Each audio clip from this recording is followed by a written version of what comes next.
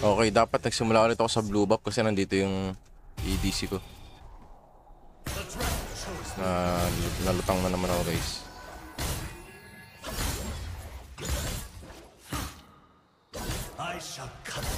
Enjoy your game, sir. Thank you very much.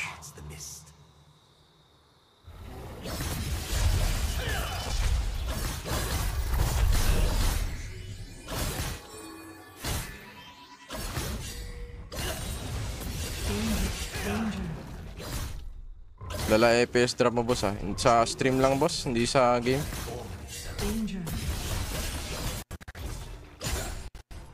Enemy missing.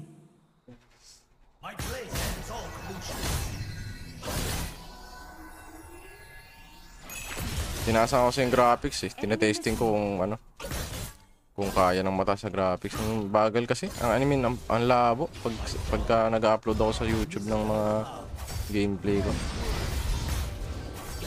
Parang hindi siya nakaka-satisfy.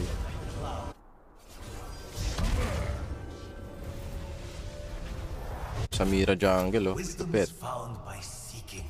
First item boots ulit tayo, guys. Kasi yun yung meta ngayon.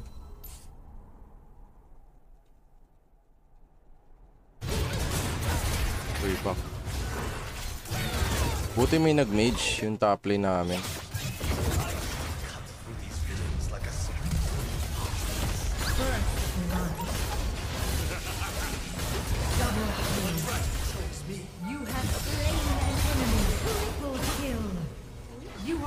Uy, shit. Malate pa yung alpha strike ko. Nice.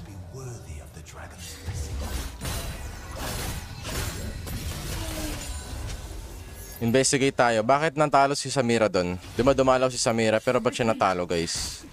Sige. Given this picture, kayo muna sumagot. Bakit natalo si Samira? Tatlo na sila doon, eh. Yun yung mga mistakes ng mga jungle kadalasan. Bakit natalo si Samira dun? Diba, nag-full clear si Samira, diba? Full clear siya. Hindi pa nag-recall, tama. So, sa early game, ang rotation, boss, after mo mag-full clear, umuwi ka muna, then tsaka ka dumalaw. Kasi, tulad sa akin, umuwi muna ako, diba? Full clear. Ang dami kong pera. Tulad ngayon, 2,000 gold na ako, eh. Pag gumangka ko dito, tapos ma-counter gang ako, matatalo ako. Pero try natin. Ay, gago. Patay ako.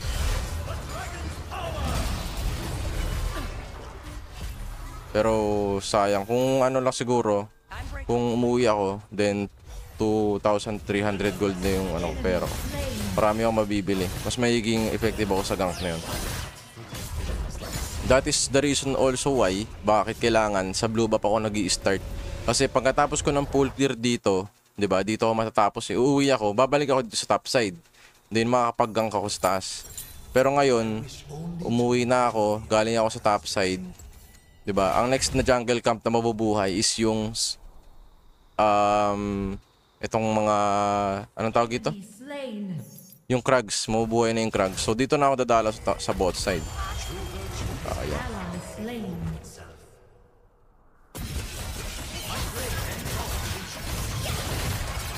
Sayang, men. Shit. Bunak.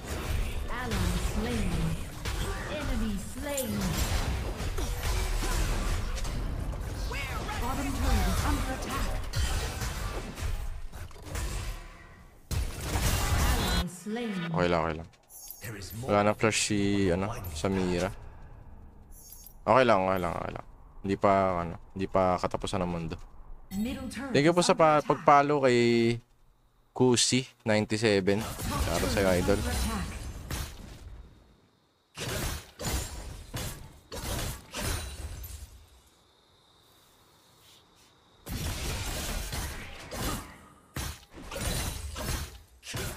So, dito na ako dito na yung objective na kukunin ko.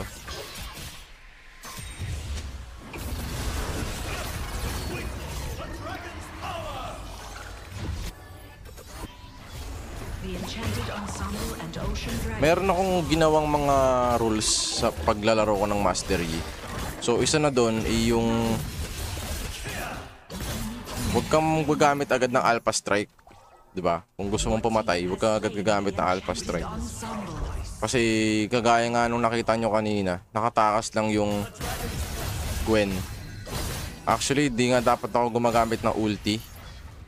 Dapat i-hit ko muna yung kalaban, ganun. So, ganun. Pero kasi minsan natatempt talaga ako. Alam mo yung... Minsan talaga may attempt ko eh, na gawin agad eh. Minsan naman, pag malalambot yung kalaban, for example ito. Slain. Attack this champion. Ay, gago. Pangit ng ano ko. Nag-flash pa ako, pre. Gago, hindi ako nakapag-alpha strike. Enemy slain. Bibili na agad ako ng ano, silver enchant.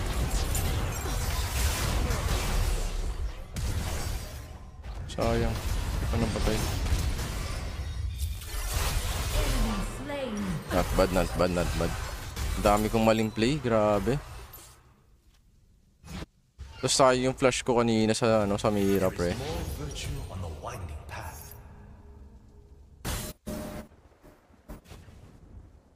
Blue buff, gram, tapos lapag ng RH sa gitna. On my way. First turret destroyed.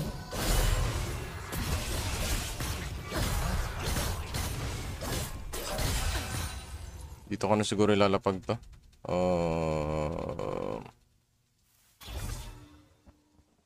Enchanted ensemble pwede na has been siguro summoned in dito. the mid lane. Tatlo. Pero nasa mid. Niladive ko sana si Galio eh. Okay, back muna. 1,000 gold. Tapos farm tayo sa baba ulit. Retreat. Hindi na ako masyadong gumagamit ng ganyan. Kasi makakita ng kalaban as jungle, makita ng kalaban yung position mo. Retreat from the enemy champion.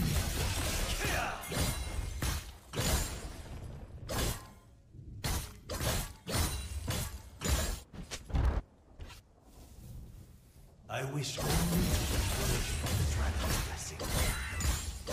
Hindi ko alam kung nasa yung Samira, so... Kasi ito, pag dinalaman ko tong Galio, mag-end up talaga kami sa torre niya. Hahabulin ko siya ng hahabulin. Makakaabot kami sa torre niya. Engage. Magaling naman yung mastery pagdating sa tower dive. Pero pagka na-back upan ng kalaban, mamamatay lang ako dun. So let's try this. Dadalaw na ako sa top side. Masakit-sakit ngayon sa miran. Ay ano namin ah. Ay gago.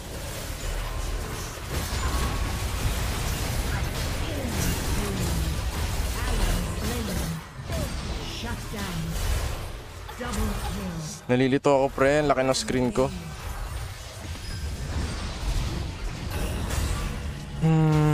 Gusto ko i-push tong torre. Kaya naman siguro to. Sakit na kasi ng Galio pre.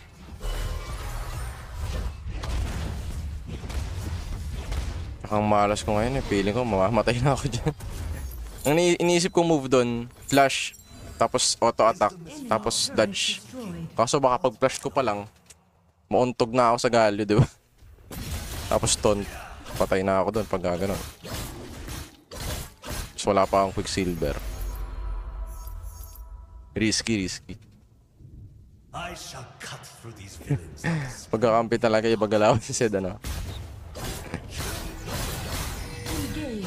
Pero mataba yung Zed namin, ha? On my way. Pwede namin i-take tong DR. There is more virtue. Okay. Walang kakampi na nag-i-engage. Yun. Not bad. Ang ganda-ganda ng laro namin, pre. Ganda. Huwag lang ma-burst down. Putang ina na burst down. Not bad. Naubos naman natin sila. Sino nakuha ng DR? Sa kalaban pa rin. Pero wala pa rin yung guys.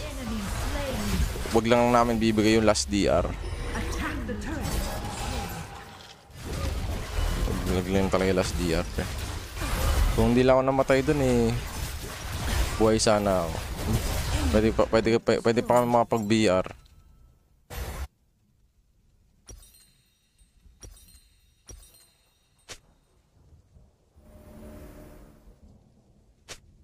I wish only to be worthy of the dragon's blessing.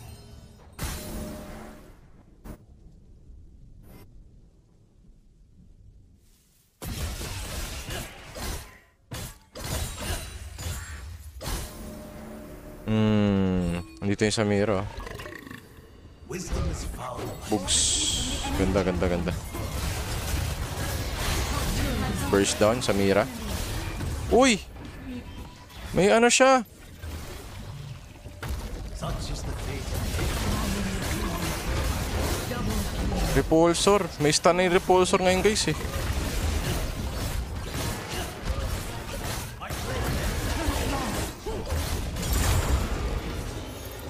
Your team has slain Baron. Okay, meron na ako anti-burst item which is yung Sterak's Gauge guys.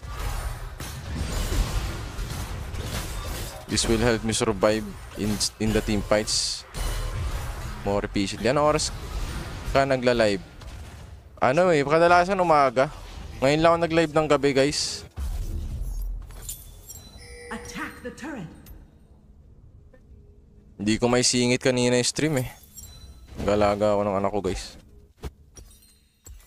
Attack the turret. Winding path. Okay. Let the lesson begin. So I was thinking of buying the Randuin's Omen. I shall Pwede pala actually kasi Samira is critical no. Tapos si Miss Fortune dadami na rin critical niya eh. Anytime now kasi nagbe-build na siya ng second critical item niya. So next item natin will be Randuin's Omen guys. Randuin's. wisdom is Free. Enemy turret destroyed. Okay, tas tutulong na ako dito sa taas. So pagka nakikita niyo yung kakampi nyo, nandito na sa enemy side ng mapa. Doon na kayo dapat tumambay sa jungle, 'di ba? Magi-invade na tayo na magi-invade. This helps us na kunyari may mangyaring labanan, ready ako. Tapos dinidinay ko rin ng gold yung Samira. So mas mahihirapan ng tumabay sa Samira na ito. Mapapansin nyo, hindi ako nagpo-push ng lanes. Tama, hindi ako nagpo-push ng lanes. Dito lang ako sa jungle. Inubos ko yung jungle ng kalaban. So, isa yan sa mga ginawa kong sa sarili ko, rules sa paglalaro ng Master Yi.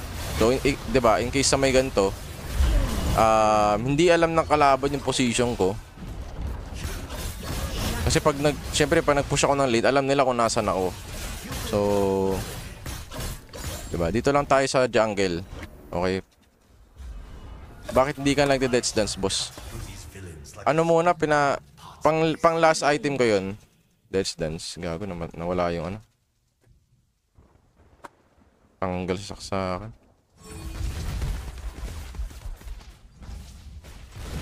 Enemy slain. Okay, ay, hindi. Okay na. Okay na. to be worthy of the dragon's blessing. Hindi, pa rin. Ay, okay na. On my way.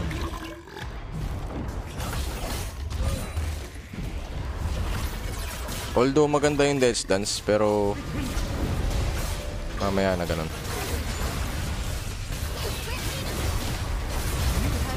an enemy. Dito muna tayo sa mas malambot. Di ako ma-burst ito. Thanks to Sterak's Gauge. Sabi guys, tinagataga lang natin yung kalaban dun. Quadra kill. Kuha pa natin yung DR. Diba hindi naman ganun ka-importante yung DR sa early game eh. Ang problema na kasi, yung alam niyo yun, may tinatawag na Enemy turret destroyed. yung mental yung basta nabanggit ni Rebenga sa video niya yun. Parang mayroon siyang mental effect na pag di mo nakuha yung jungle, parang manghihina yung kakampi mo. Ganun yung pressure ba sa mga kampi. Pero hindi naman ganun ka-importante sa early game mga DR. Pag di mo kaya talaga, huwag mong pipilit.